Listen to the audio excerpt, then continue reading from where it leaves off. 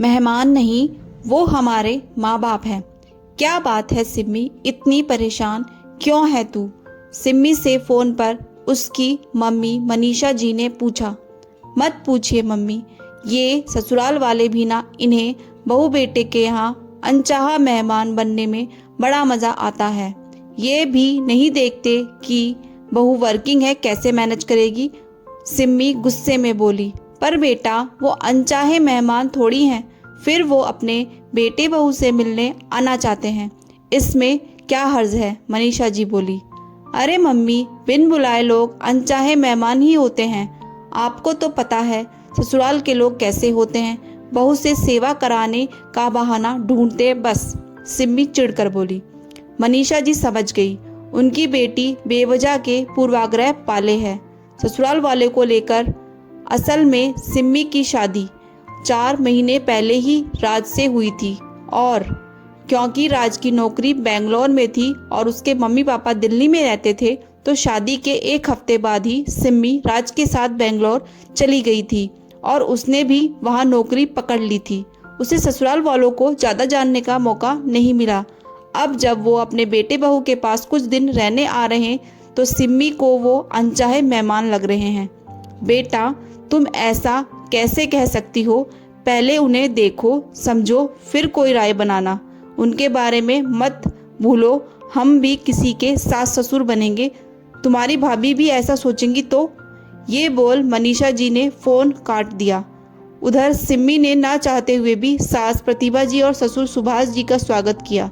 Office से भी उसने 2-3 दिन की छुट्टी ले ली थी। अरे मम्मी, आप इतनी जल्दी उठ गए?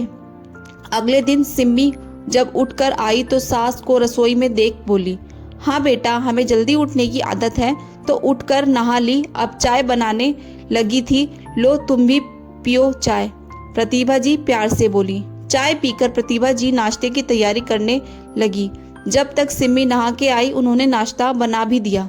वाह मम्मी, आलू के पराठे, वो भी चटनी और घर के मक्खन के साथ। राज नाश्ता देख खुश होते हुए बोला। हाँ बेटा, तुझे पसंद है तो मैं मक्खन लेकर आई थी, साथ में सिल पर चटनी भी पीस लाई थी, प्रतिभा जी बोली। सच्ची मम्मी, पराठे बहुत टेस्टी हैं, मुझसे तो इतने टेस्टी पराठे बनते ही नहीं, सिम्मी बोली। मम्मी, इसे भी कुछ सिखा देना आप, राज सिम्मी को चिढ़ाते हुए बोला।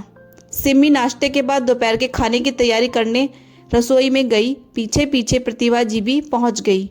अरे मम्मी, आप बैठिए ना, सिम्मी बोली। नहीं बेटा, एक रसोई ही होती है जहां खाने के साथ प्यार भी पकता है।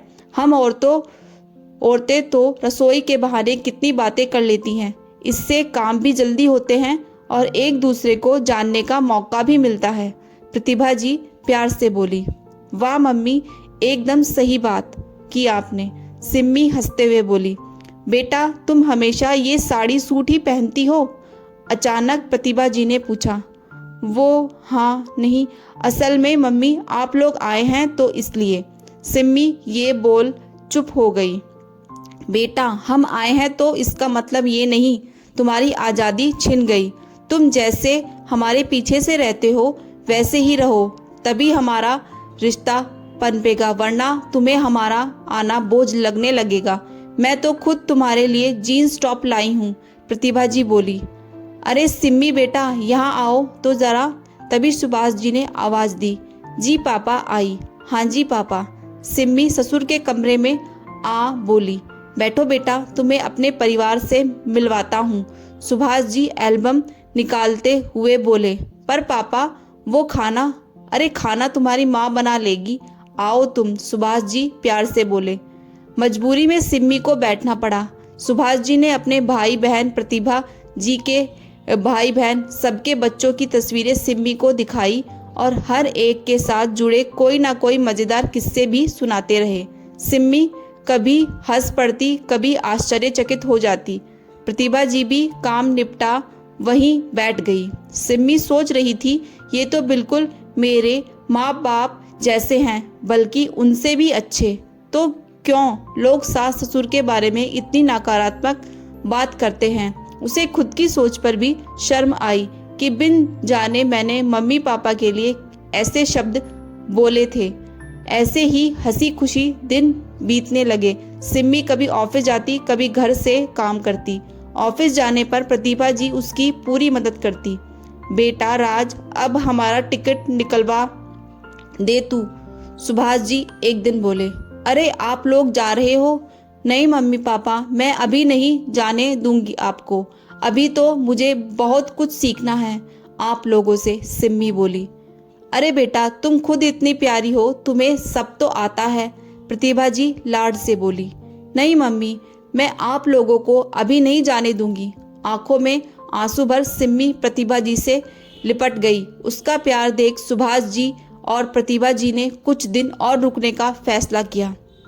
हेलो मम्मा, कैसे हो आप?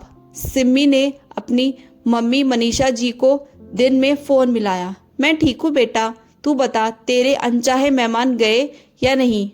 मनीषा जी बोली। अरे मम्मा, वो अनचाहे नहीं, बहुत प्यारे हैं, और मेहमान तो बिल्कुल नहीं हैं, बल्कि हमारे माँ बाप हैं। वो तो जा रहे थे पर मैंने उन्हें ज़बरदस्ती रोक लिया, सिम्मी चहक कर बोली। अरे वाह, ये तो बहुत अच्छी बात है बेटा, बड़ों की छत्र छाया हमारे लिए वैसे भी बहुत ज़रूरी है, मनीषा जी ने कहा। थोड़ी सी बात कर फ़ोन रख दिया उन्होंने। सच में मेरी बेटी अब समझदार हो गई बहुत, मनीषा जी ने सोचा। उन्हें खुशी थी उनकी बेटी वक्त रहते रिश्तों की अहमियत समझ गई थी।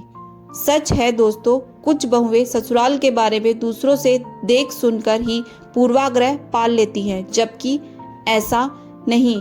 हर ससुराल बुरा हो, रिश्ता कोई भी हो, उसे देखना समझना चाहिए, तब कोई राय बनानी चाहिए। दोस्तों, आपको मेरी ये कहानी कैसी लगी ज़रूर बताइए। Thanks for watching, please subscribe my channel.